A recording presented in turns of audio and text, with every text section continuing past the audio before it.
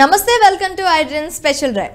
Nagarjuna Sagar project నిర్వహణ బాధ్యతలు ఎవరివనేది నేటికి స్పష్టత లేని పరిస్థితి రెండు తెలుగు రాష్ట్రాల్లో నెలకొంది. ప్రాజెక్ట్ నిర్వహణలో భాగంగా ఎప్పటికప్పుడు చేపట్టాల్సిన పనులపైన ముందడుగు పడటం లేదని తెలుస్తోంది. గేట్లు, రోప్లకు గ్రీజ్ పూయడం, జనరేటర్లు, గేట్లు తెరిచేందుకు ఉపయోగించే ట్రాక్ నిర్వహణ, ఇలా పలు ప్రోటోకాల్స్ను ప్రాజెక్ట్ ఇంజనీర్లు ఎప్పటికప్పుడు చేస్తూ ఉంటారు. దీంతో పాటు వానాకాలం నిల్వకు అనుగుణంగా ప్రాజెక్టును సిద్ధం చేసుకోవడానికి చేపట్టాల్సిన ముందస్తు పనులకు ఇదే సరైన సమయం.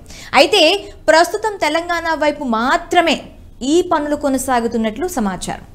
ప్రాజెక్టు నిర్వహణ విషయంలో నెల రోజులుగా అస్పష్టత ఏర్పడటమే దీనికి కారణం.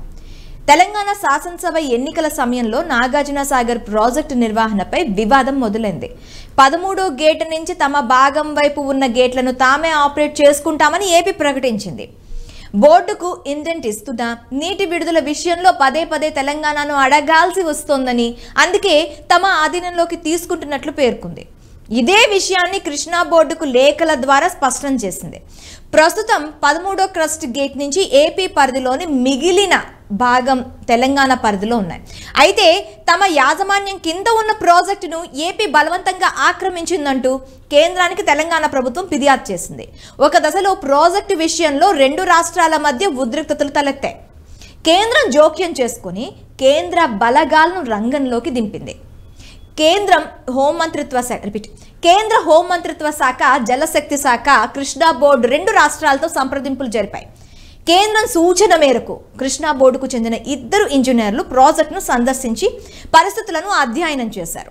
రాష్ట్ర పునర్వ్యవస్థీకరణ చట్టం ప్రకారం నాగార్జున సాగర్ నిర్వహణను తెలంగాణ చూస్తుందని, ఈ నేపథ్యంలో ప్రాజెక్టును వెంటనే తమకు అప్పగించాలని కోరుతూ కృష్ణా బోర్డుకు తెలంగాణ ప్రభుత్వం వరుసగా లేఖలు రాసింది. కేంద్ర హోంమంత్రిత్వ శాఖ సూచించినట్లు 2023 నవంబర్ 28వ తేదీకి ముందున్న యథాతథ స్థితిని కొనసాగించాలని కోరుతుంది. ఈ విషయంలో ప్రాజెక్ట్ ఇంజనీర్లు నీటిపారుదల శాఖకు లేఖ రాసినట్లు సమాచారం. ఏపీ ఆధీనంలో ఉన్న 13వ గేటు వరకే ప్రాజెక్ట్ నిర్వహణ పనులు చేస్తున్నామని, డ్యాం మొత్తం అప్పగిస్తే తప్ప పూర్తి చేయలేమని అందులో పేర్కొన్నట్లు తెలుస్తోంది. రోజువారీ ఇన్ఫ్లో, అవుట్ఫ్లో, విద్యుత్ ఉత్పత్తికి సంబంధించిన డేటా నమోదు చేయలేకపోతున్నామని, రెండు వైపులా ఉన్న కాలువలకు నీటి విడుదల, లీకేజీలతో నష్టం తదితర వివరాలను నమోదు చేయాల్సి ఉందని, ఏపీ వైపు సమాచార సేకరణ వీలు కావడం లేదని తెలిపినట్లు తెలిసింది. ఈ నేపథ్యంలో సాగర్ నిర్వహణ పరిస్థితి ఏమిటని తెలుగు రాష్ట్రాల రైతుల్లో ఆందోళన వ్యక్తమవుతుంది. ఇది ఇవాల్టి స్పెషల్ డ్రైవ్. మరో అంశంతో మీ ముందుకు వస్తాం. Stay with us.